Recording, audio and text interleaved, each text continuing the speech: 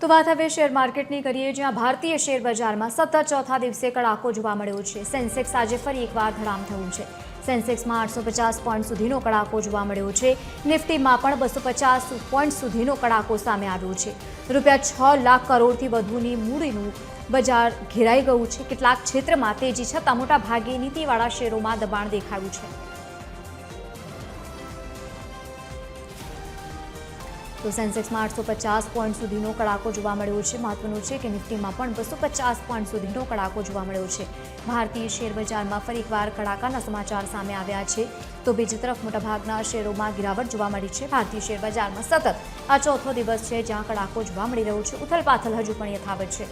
સેન્સેક્સમાં 850 point સુધીનો કડાકો આ સામે આવ્યો છે અને બીજી તરફ નિફ્ટીમાં પણ 250 પોઈન્ટ સુધીનો કડાકો। વધુ માહિતી સાથે માર્કેટ એક્સપર્ટ પરેશ વાઘાણી આપણી સાથે જોડાયા છે। પરેશભાઈ, સ્વાગત છે આપનું ટીવી 13 ગુજરાતીમાં। સતત 4 દિવસથી ભારતીય શેર બજારમાં કડાકો જોવા મળી રહ્યો છે, કયા પ્રકારની પરિસ્થિતિ આપ જોઈ રહ્યા છો? હા, આજનો જે ઘટાડો છે ને એ સ્પેશિયલ એક કારણથી ઘટ્યું છે બજાર, એવું કહી શકાય કે અદાણી ગ્રુપના શેરોમાં આજે જોરદાર મંદી થઈ છે અને યુએસ કોર્ટે ડાયરેક્ટ ઇન્ડિયન ગવર્મેન્ટને બાયપાસ કરી અને અદાણી ગ્રુપને સમન્સ બચાવવાની જે વાત કરી છે ને એને હિસાબે સતત આજે શેર બજાર ઘટ્યું છે અને કડાકો જોવા મળ્યો છે। એટલે કે અદાણી ગ્રુપના શેરોમાં મંદી જોરદાર જોવા મળી છે।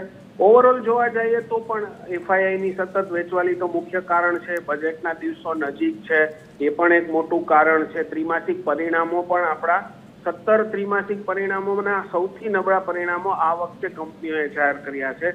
એટલે કે કંપનીના નબળા પરિણામો, એફઆઈની સતત વેચવાલી, ડોલર એકદમ સ્ટ્રોંગ થયો છે। 91 રૂપિયા ને 95 પૈસાનો આપણને આજે ડોલરમાં હાઈ જોવા મળ્યો છે। એટલે કે રૂપિયાનો સતત ઘટાડો થતો જાય છે, રૂપિયાનું અવમૂલ્યન થતું જાય છે અને એને હિસાબે પણ શેર બજાર ઉપર પ્રેશર રહે છે। એફઆઈ સતત શેરો વેચી રહી છે અને ડોલર ખરીદી રહી છે।